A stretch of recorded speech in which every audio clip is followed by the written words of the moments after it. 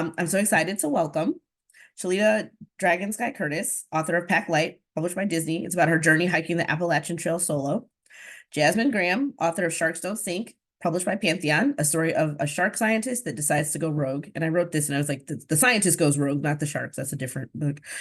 Cory Richards, author of The Color of Everything, published by Random House, about his time as an adventure photographer, mountain climber, and all-around daredevil. And Denise Young, author of When We Are Seen, published by Crown, about her groundbreaking work at Apple and how she applies empathy to every facet of her life. Hello, everyone. Hey there. How's Hi. it going? So far, so good. That's what I always tell people. Hello. We're going to get right into it because I have a lot of questions and I'm really excited to hear what you guys have to say. So my first question is for Shilletha. I haven't spent a ton of time in New Jersey, but I do love where I'm from. I'm from Chicago, and I'm one of those people that's annoying about being from Chicago. I really enjoyed your Jersey vibe throughout the book. What is it about the Garden State that made you who you are today? Yeah. New Jersey has shaped me in a lot of ways. I think more so when I left it. Just living in Texas, it kind of gave me a greater appreciation for what I have here. I used to hate my state actually. But coming home, I was like, wow, the food is great. The diners are great. I went to Rutgers, so just being surrounded by diversity, especially in North Jersey, has opened my mind to so many different people and cultures and ideas. And just really just seeing the nature of the state has changed the way I view my state. Just seeing the 72 miles of the Appalachian Trail, I was like, this is not a bad spot to live, and we protect, and it's the laws here. It's like the culture, the bluntness. I like that people are very blunt. No one's going to sugarcoat anything here for you. It's like the difference. People say like people are kind but not nice, and nice but not kind. So it sounds like they will like yell at you and tell you you're a goofball while they're giving you a plate of food or giving you clothes you need or something. Is that's the vibe? I love that. Right, yeah. People will yell at you and be like, hey, bro, you want to get a slice of pizza? And it's like, all right, yeah. You're a goofball, but you're my goofball, and I'm going to take care of you. I love that. Right. Jasmin, author of Sharks Don't Sink. How does your experience fishing? So in the book, she talks a lot about fishing, especially with her father. And how did your experience with fishing inform your thoughts around marine conservation?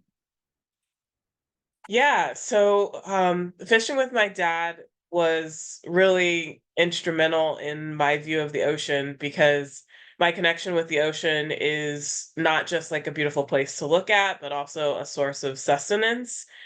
Because my dad's side of the family, the majority of what they eat is seafood. So their nourishment comes from the ocean, and so they're deeply connected with it. So the health of the ocean is directly connected to that community's health. And so what we've seen is as the fish are decreasing, the fishers are catching less fish. That means that the community is not getting as much nutritional value. So they're living in effectively a food desert. So it's a lot of junk food. So instead of having fresh caught fish, it's transitioned to junk food. And you can see that in higher rates of things like heart disease, high blood pressure, things like that, that like my grandmother's generation didn't used to have. Like that generation, I have great aunties that lived to be 105. And then now we have all of these other issues. And so I can actually see the direct connection to being able to fish and get a healthy source of food easily and accessibly is really important to the survival of a community. And so I care about the ocean not only for conservation's sake and that, yeah, we want more fish, but also coastal communities rely heavily on that resource. And if you don't have a healthy ocean, you also don't have healthy coastal communities. And I feel like I have that connection as a scientist and a conservationist because I grew up fishing and come from a community where fishing is a source of food. And so that's a perspective that I have in my conservation work, is always remembering the people side of conservation.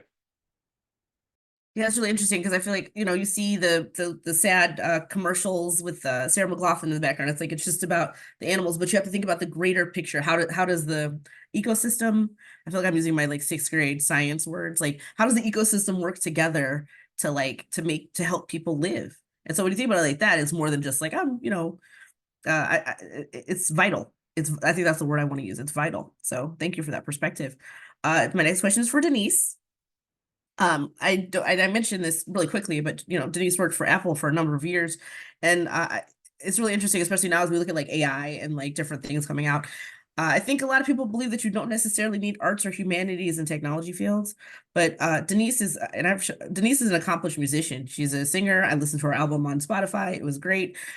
Your upbringing has a lot of focus in music and art and dance. It runs counter to that assumption. You were successful in technology, even with along with this arts background. Can you talk about how your artistic leanings have contributed to your understanding and support of one of the greatest tech companies of our time? Thank you so much, Ashley. Thank you for reading the book. Again, I want to repeat that. It's interesting for me, it was a natural kind of progression of understanding. When I was initially attracted to go to Apple and to work for Apple, it was because and this was how long ago it was, their base was around education and teaching and artists and publishers. And that was their core base. It didn't evolve to, kind of be the whole rest of the entire world until, much later. And so I was attracted to, them as a tech company because of that, because of who they cater to, and their design thinking incorporated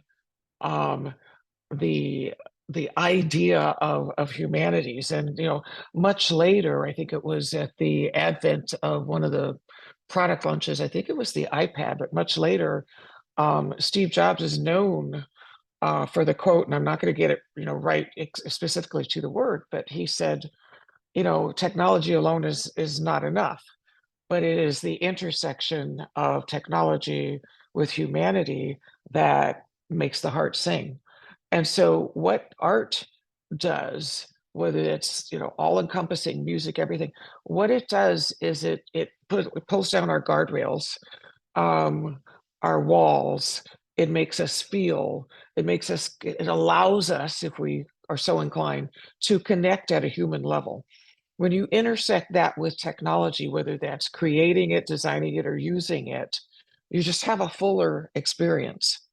So at the end of the day, it really is around having a more expansive experience, which benefits everyone.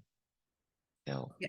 I already got on my high horse today. I won't get on it anymore. But the idea of like people using AI to make art, I'm like, no, that's not what it's for. It's to like write the stupid emails so we can go back to making more art, because that's the real human thing. That's the thing that ties us all together. Right. So it makes a lot of sense. Right. Absolutely. My next question is for Cory. I read your depictions of mountain climbing, and it made me feel like it was these titanic battles of will and strength against a truly immovable object. This may surprise everyone on the call. I'm not a mountain climber. So, do you have a favorite mountain that you climbed, or are they all your adversaries?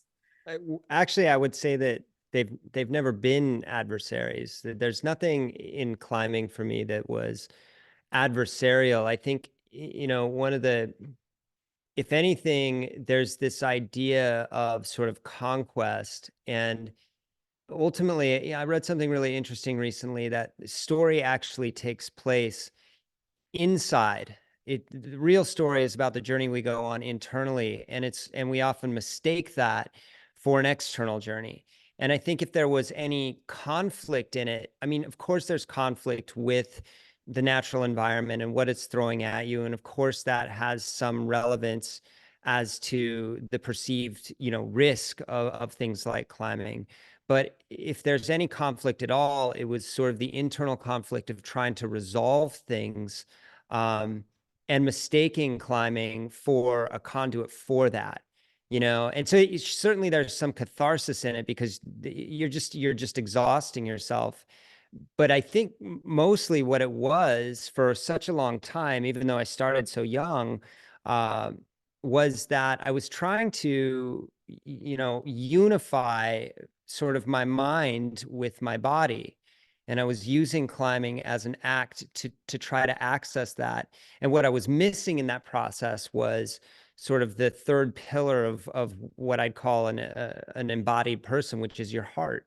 And so I was bypassing that, and I didn't understand that. So yeah, there's nothing adversarial about it, as much as if there was an adversary at all, it was myself.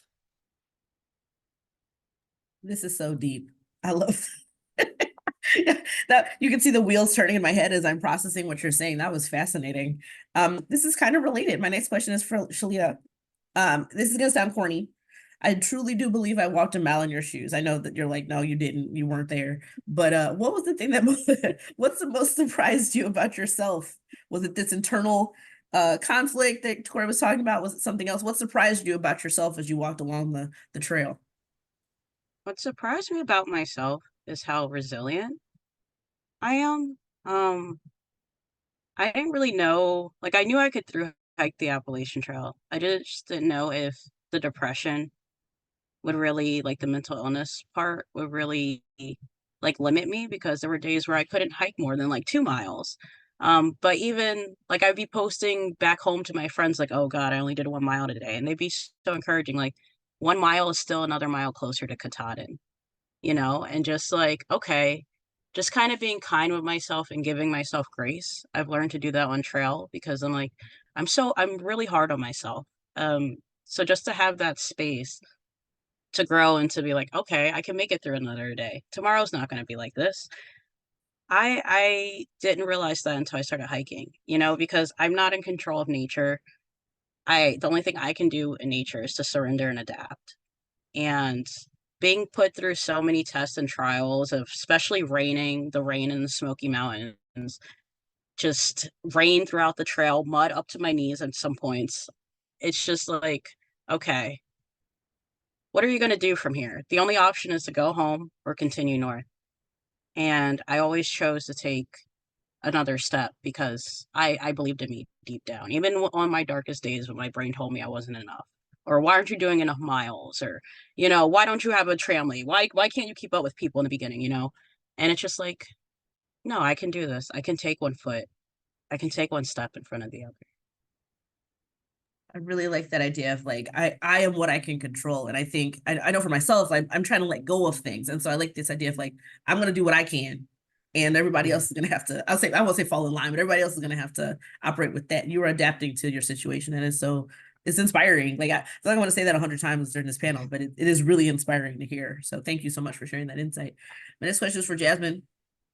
Jasmin kind of goes back and forth in her story where she starts, kind of in the present day, and then goes back and forth and like kind of draws this really cool parallel between like the now and the before. So why did you decide to tell your story in that way? And how does your past, what's another way? We already talked about it a little bit, but what's another way that your past informs your present work? Yeah, so the reason why I told this story in this way is one, because that's the way I think. My mind makes connections to things. That's how I learn. That's how I process information. And so that's how I told my story. I told my story in the way that my mind works. But also, I think the connection between past and present is really important, because you can't really move anymore if you don't address how you got to where you are in the first place. So there's an element of, you don't want to dwell in the past. You don't want to keep looking back, because you need to ultimately move forward, but you need to recognize what got you to that point that you're at, so that you know how to move forward from what you've learned and who you are, and all of these things I think really builds. And I believe that we're all a kaleidoscope of our experiences. And, whenever people talk about near death experiences and stuff, they say their life comes in flashes. And I think that's because that's how we are as people. We are flashes of our experiences, and a conglomeration of that creates who we are. And so I think that going back and forth between, okay, here's where I am now, here's the research that I'm doing now, here's how I got to this point, and putting those pieces together for the reader in the same way that I think about how I got there, because I'm a very reflective person. And that helps them understand, why are we here and where are we going? Because in order to do that, you have to understand where you came from. It reminds me, I don't know if anyone on this panel or listening has heard the term of Sankofa, but it's kind of I think it's West African. Please don't quote me on that. But it's the idea of looking back so you can move forward. And it's like a bird looking over its shoulder at an egg. You know, this is how you move forward, by looking at what came before you, and then you can learn from that and move ahead. So I thought that was a really beautiful way to put it, Jasmin. Thank you so much. And I wanted to say real quick, audience, please ask questions. The Q&A, that's what that's for. Ask lots of questions. And if you have any thoughts, please share them. We'd love to hear them. Denise, your book centers around the idea of seeing people. It's in the title, when we are seen, not just looking, but really understanding their perspective and having empathy for their situation. What advice would you like to give people who want to see each others in a new light? Sure. Thank you, Ashley. There's kind of two components to that you raised, that you identified. One is empathy.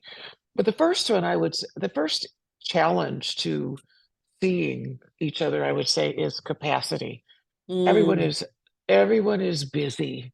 Life is challenging. Life is chaotic. So many of us are just like at our limit of, we're overloaded, we're overstimulated, and we just don't have the capacity. And a lot of times it just feels like I just can't take on anything else. I don't have time. I don't have time to acknowledge. I don't have time to see. I don't have time to stop. So that's a challenge that I think we all have. I don't know anybody that doesn't have that to some extent. And the second one is this idea of empathy. And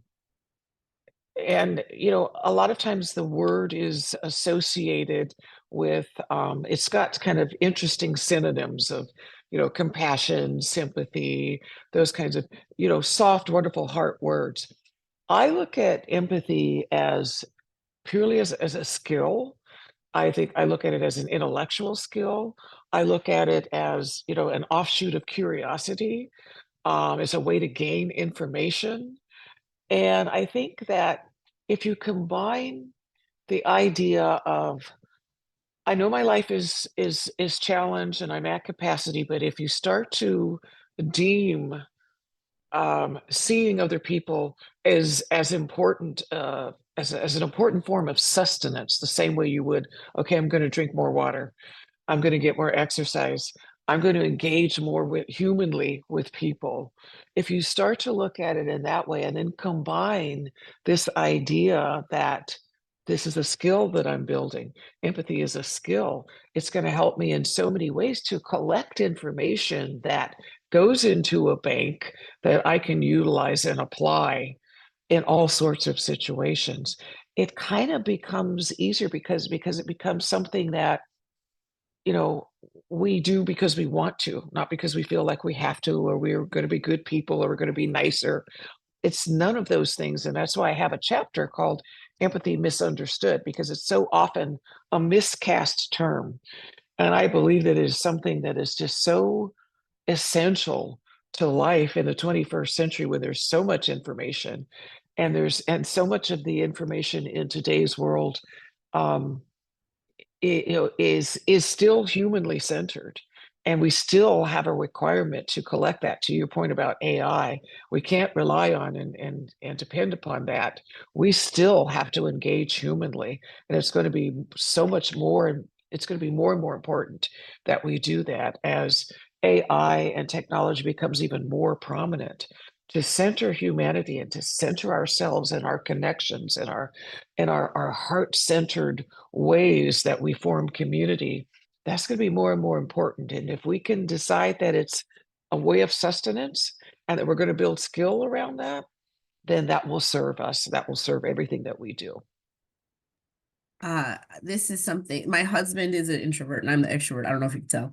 And he has to be very intentional about building community. It takes a lot of time. It takes a lot, especially if you have kids, but it does, but it doesn't, because you're always going to stuff with your kids and meeting people. But you have to be intentional with these connections. You have to be intent. Who am I talking to? Why am I talking? And it may not be to get anything. It may just be, this is somebody who Right. fills me up, or I fill them up. And so this is a conversation that you have to have. And it takes work. It does take work. And but I think you're right that like having that capacity is so important, because we're in an epidemic of loneliness. I was just listening to something about this today. It's important to make those Right. connections, because that's, at the end of the day, this is what we have. It's sustaining. It's a way to Yes. self-care, Mhm. you know, and I think if we look at it that way, that it's not a nice to do or a nice to have, but that it's essential. It's Yeah. something that is going to continue to keep us viable and high performing, as high performing as we want or choose to be. And wherever kind of human state we're at, whatever we're grappling with, whatever we might be, you know, challenged with, just that ability to reach out and prioritize that sustenance is going to help us at wherever point along our human growth continuum we are. It's going to help. For sure. And I saw Cory in the back putting his fist up and applauding. So I'm glad we'll speak to him next. Cory, I loved how you were inspired for both good and bad through social media. And actually it's interesting, because I think Shilletha also had a lot of people on social media like supporting her as well when she was going on her trek, right? So I was able to search for some of the hashtags on in your book on Twitter, and I can still see evidence of your previous work. If gosh, of course, I'll think of what the hashtags were, and maybe I'll put them in chat. But how do you interact with social media now, if at all? Is that we're just talking about filling up your cup with like social? Does that help you? Is it useful? You know, I have a reluctant relationship with social media, because I found, and maybe it's, I there's a difference between being affected and infected on social media. And I think if you can find being positively affected, it's helpful. But for me, what I found is that oftentimes social media has a way of sort of reminding me of deficit, in the same way that we pursue happiness. When we're focusing on what we don't have in the pursuit of something else, we're starting from a place of deficit. And so social media for me it's complicated, and yet it's also very simple. And the simple solution is I sort of put myself out there in the most authentic way that I can. Authenticity is also a very tricky thing, because if we're trying to be authentic, then we're off the rails. But I do think that it can be net positive. It's like anything. It's always a yes and. It's difficult for me in some regards, because I just don't like to be on it necessarily. And yet we live in a time where it can be so profoundly helpful. But especially in regards to talking about issues like mental health, it can get controversial. And there isn't a lot of empathy expressed when people are sort of either triggered or they disagree, you know? And so I think there's a certain amount of courage that's required and I'm not saying I'm necessarily courageous, but I think there is a certain amount of courage that's required to open up to an anonymous audience that has a platform to speak without accountability. And that can be damaging. So again, it's complicated, and I don't think it's all bad. I don't think it's all good. I think obviously when you look at statistics about how it affects mental health, specifically in young women and girls, it's alarming. So yeah, it's just a yes and it's not either or. It's gray. It's like your mileage may vary. Yeah. Yeah. I love talking. So I'm like, oh, I love social media, but there are definitely times when I cannot be on it. Like, especially when stuff goes on in the news, I'm just like, I can't do it today. So like, I get it. It definitely depends on the day, the hour, the moment, how we're feeling internally, externally, all that good stuff. Exactly. My next question is for Shilletha, and like I mentioned, Shilletha, a lot of people followed her on Instagram, and her Instagram is really fun. I looked at it with my empathetic curiosity, and not the fact that I'm nosy. Is definitely what Denise was saying, and not what I just said. So Shilletha, I love learning about your tramily, her trail family, in your memoir. How did those friendships sustain you on the trail, and are you still in touch with the people that you met? That's what I really want to know. You still talk to them? Yes. Yeah, so I mentioned Turtle and her 3 kids that she adopted in my book. I would say they were my true tramily. During the trail, I really just learned how to just be, because I was hiking with kids and they want to do what kids want to do, I guess.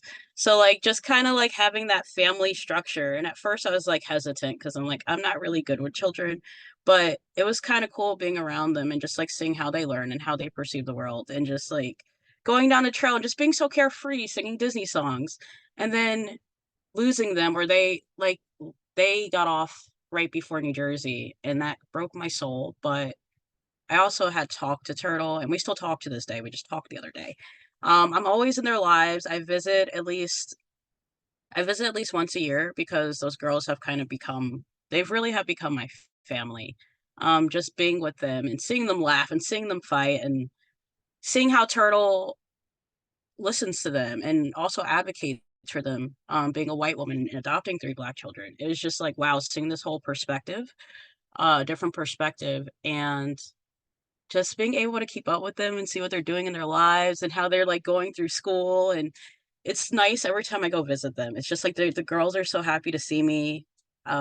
They've spoken about me on Instagram when they were interviewed. They were like, "Who do you look up to?" And they were just like, "Dragonsky." And I was just like, no way. Like, I've had such an influence on these girls specifically because I taught them how to pull ramps. I taught them how to make fire.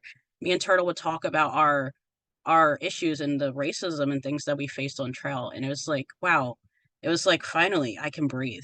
Like, I can finally talk about this. I have space, because I felt on trail that there was no space to talk about this.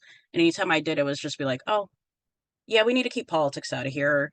We don't see color. Like, we're in the woods. We're all united as one hiker. And I'm just like, no, our paradigms, our perspectives are not the same. You don't have to think about your skin when you go into these towns. You don't have to think about, Proud Boys leader hiking the trail. You don't have to think about these very scary situations. Whereas, like, okay, like, this is scary, but at least I have Turtle and the kids, and they're gonna be my forever family that's now family. So yeah. Oh my God, that makes me so happy. You do not understand. And it's so true. Like, when people start saying I don't see color, I just like know it's gonna be, I'm just like, I'm just gonna keep on moving, because like what else is there to talk about? So yeah, exactly. So it's really, I love the idea of being like, I can breathe with these people. These are people that allow me to be myself. And that's so wonderful. That's what I see like in the book. So it's really wonderful to see that still continuing. For Jasmin, how do you replenish, and we're kind of talking about this, how do you replenish your energy when the fight to create your own space becomes difficult? Yeah, that's a really good question. And I think that I like to lead by example and letting people know that it's a long-standing battle, and it's not gonna be, I always tell people, like, these systemic things were built over hundreds of years and millions of people contributed to them, and it's not gonna resolve itself in a couple of years with a couple of people. And so, like, having that knowledge that it's not all on you and you're not carrying that weight. I like to tell people that focus on your piece of the pie. You don't need to worry about the whole pie. You can affect the area right around you. And, people talk, like, say, oh, minorities in shark sciences, that's very specific. That's my piece of the pie. That is the piece of the pie that I have the energy to affect. And I know that there's all of these other issues. I know, I'm aware, I can't tackle all of those issues. I will burn myself out. What I can do is affect the people directly around me and my environment around me. And so I like to remember that. And I am reminding people so much that they can remind me. So, that I need to, like, take a chill pill and relax.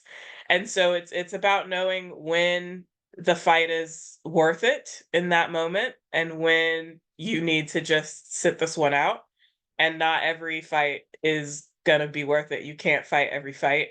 And at some point you have to be like, all right, and I am calling out, tapping out right now. I'm done with this for at least for right now. I'm gonna go read a book, play a board game, do whatever. Because those people and those systemic issues are gonna continue to be there. I don't need to interface with them at every moment of my life. And so that's how I fill myself up, by just experiencing joy. And I think that in of itself is fighting. And I learned that from my mother, that you existing and being excellent and living your life is also a form of fighting against a system that doesn't want you to be like that. So that's how I fight. Sometimes the fight is aggressive, sometimes the fight is passive, of ha ha ha, look at me enjoying my life despite all of that that is happening in the world. Rest as resistance. I love that. Yes. She starts snapping. Yes, exactly. I'm going to keep moving because I will talk all day and I have like 10 more questions to go. So Denise, I really appreciated how you built and maintained connections, both professional and personal, throughout your life. This was especially striking to me given the epidemic of loneliness that the country is going through, and maybe the whole world.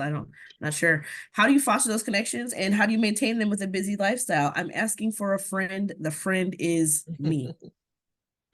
Me. Oh, thank you. First of all, I have to say I just love what Jasmin just said, just everything about that. And your mother's words are very, very, very, very wise. And I think all of us and all of our existence, everyone on this call, is a form of, as we grow into our awareness, is a form of resistance. So I love that. So Ashley, first of all, again, I think that for me, this kind of fundamental idea of curiosity is part of I mean, it's no mistake that I am artistic, and I was kind of just shaped as an artist, by that side of my family that you read about in the book.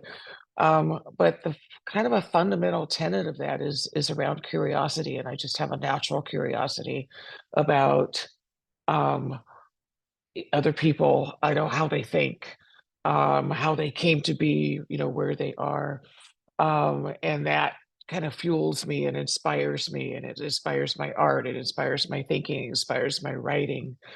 But I think, like anything else, it's kind of a little bit of my prior answer. We have to um, kind of understand and value, how important we are in our lives and our journeys, and our ability to inspire one another is to one another. And I think that's hard if we don't like tell each other, and if we don't say it, and if we don't acknowledge that in one another, we don't always recognize it. And so for me, I was always fortunate enough that I just had a natural ability to be curious about it and to recognize the impact that we all had on one another. And so I fostered that throughout my professional and kind of personal life. I think in terms of what advice do I give to people about that? Again, I would say we have to understand how important it is. It's almost a self-care and a sustaining kind of strategy.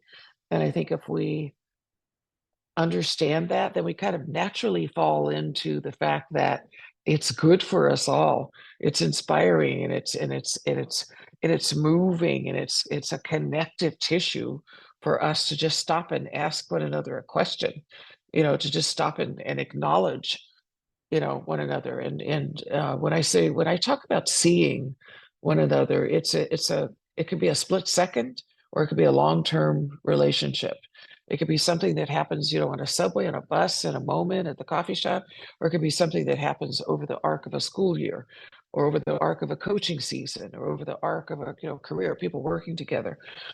So seeing one another can be instantaneous, or it could be, like elongated, out over the course of a relationship, and you can build upon that, or you can do that in an absolute moment. How many times can any of us relay a moment where you're just like passing someone in that moment of acknowledgement, where someone, stops to ask you a question that it seems like they really actually want the answer to?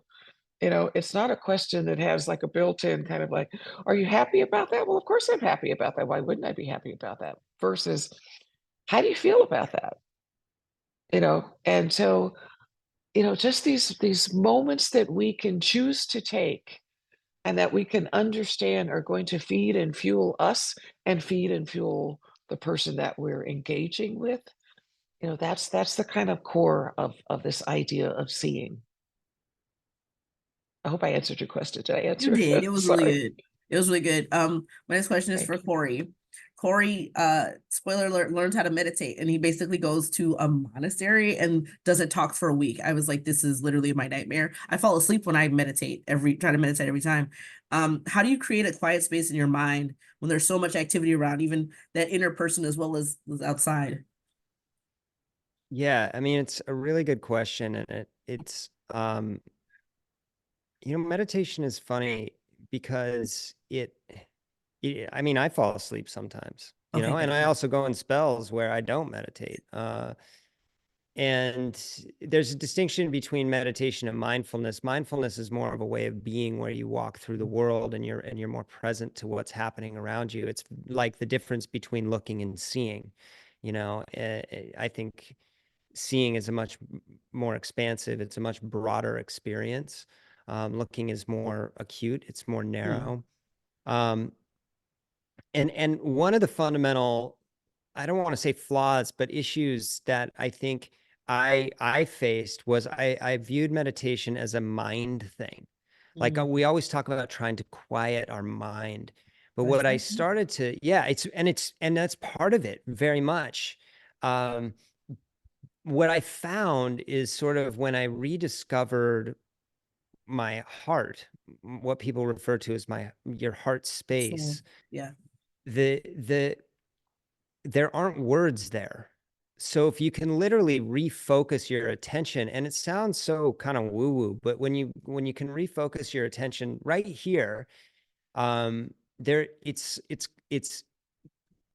imminently silent, and it requires no effort to create quiet there. And there's plenty of research now that shows that emotion processing actually starts in the heart, and it signals up the vagus nerve to your brain to start the process of thinking about emotion and situations, right? And so the heart is not just a metaphor for, compassion, empathy, love. It's not, it's not just sort of a poetic way of talking about the way we experience. It's quite literally something that influences the way we experience. So, I that's how I create a quiet space in my mind, is by not being in my mind, quite literally by focusing my attention on my heart. Where in the heart, there's so much emphasis from Denise on listening, and the heart listens, and then the mind makes sense of what it's heard, and the mind, we're meaning making machines, we are storytelling machines. And the heart is not, it's more objective, and it's more, in my experience, more pure, and that's where quietness lives. Okay, I feel like I could try it again if I listen to my heart and not to my head is not quiet at all. So I love that idea of just like, okay, well, let me try focusing somewhere else. Not speaking of not being quiet, Shilletha, you mentioned how much music is a part of your life. There are lots of songs that you talk about as you're walking along the trail. What are you listening to nowadays? What else inspires you to keep moving? Yes, I love music. So what I'm listening to nowadays are Big Wild and like Odessa, and still the same things. The Lumineers. The Lumineers has got me through a lot. Lord Huron. I mentioned Lord Huron a lot in my book. Because a lot of his songs, like Lonesome Dreams specifically, just remind me it's just placed in the woods. It's like the rocks and the trees in my lonesome dreams. And I'm just like, I felt like that, but through his music, I just felt like connected, and like the open space. It's just like he sings about nature. So it just helps me. And when I am in nature, music is, I would say, a comforter and a motivator. And also, it gives me a space to express my feelings, which is something I've learned to do through therapy, is just allow myself to cry. Like listen to the sad, like Lana Del Rey or whatever it is, and just give myself a nice sob, because there's nothing wrong with crying. And I've just found music to just be I'm into lyrics, so just to be empowering, and especially on my darkest days, there's so many songs about mental illness, and Ariana Grande Breathe In specifically has really helped me through so much, just because I'm like, okay, I just need to take a breath. I just need to keep breathing. People think I'm this and people think I'm that. Just going back to like the stigma of it all. Um, it keeps me going, and I don't know what I would do without it. That's yeah, I definitely get that, and I really didn't talk about this in the questions, but a lot of these books do deal with mental health issues, and so I felt it was very refreshing to hear these things talked about so candidly, so informatively, it was just, again, you get to understand people in a different way. I was writing down, I'm gonna listen to that Lonesome Dreams and the Ariana Grande. I got those down, so I will go listen to those and report back, see how I like them. I'm going to ask Jasmin a Yay. question. Yeah, for sure. I love song recommendations. Jasmin, I love the juxtaposition of shark resiliency with the resilience of Black people in America. I was like, oh man, I don't get sharks, but I do get that. What do you think what's the future for sharks in our world? Are you helpful for them? So the beautiful thing about sharks is they were here long before humans got here. Long, long before. Older than dinosaurs, than trees, than the rings of Saturn's. Incredibly resilient beings. I feel the same way about Black people. We're not going away. No matter how hard people try, we're gonna be here. So I think that the way that sharks interact with their environment will change. The diversity of sharks will shift slightly. Sharks might look and act differently in the future, because that's part of adapting. I think that's similar to Black folks in America. We adapt. We get in where we fit in. We make a way out of no way. That's like not to take us to church, but you know. So that's just like what we do and who we are. I think similarly about sharks. I think about our planet in general. I always tell people whenever I talk about conservation and protecting things, it's less about protecting Earth. It's about protecting Earth as it is in the way that we require it to be. So Earth will still be here. We will not. Humans have been around for a blink of an eye. And if the Earth needs to eject us to restabilize itself, it will. And so I think that we need sharks. Sharks don't necessarily need us, but we need sharks to maintain our ecosystems and all of the fish that we need, everything in the ocean that we need. If we lose sharks, that starts to collapse. And that means bad news for us. And the rest of the ocean, the earth, like I said, it might change, it'll adapt. Humans are maybe not the most adaptable beings. And so we might not adapt. And so we're actually creating a world in which we can't live in. And that's our issue. And so I think that that's important for us to remember, is that we're protecting this planet because it's our home. The planet will still be here. It's a matter of, do we still want to be here? There's a great art project that I saw. I think it's in Pittsburgh, and it's a big billboard, and it says there are Black people in the future. And it's like putting a flag in the stand, like we will be here. And it feels like the sharks are going to be there too. But again, like what will that look like? What will we look like? So it's really fascinating to think about. I love science fiction, so I'm like, this is so cool. Cory is an accomplished photographer. If you go on his Instagram, I think it was in the playlist at the beginning. He's got some great photographs for National Geographic, all kinds of companies. So what are your favorite kind of photographs to take? Which ones resonate with you the most? I kind of need to dovetail. Well, two things. Oh, go The ahead. Lumineers are just, they're some of my closest friends. I was on tour with them, so that made me really happy to hear that. As I was taking photographs with them, you know, so I just loved hearing that, and I want to share that with them.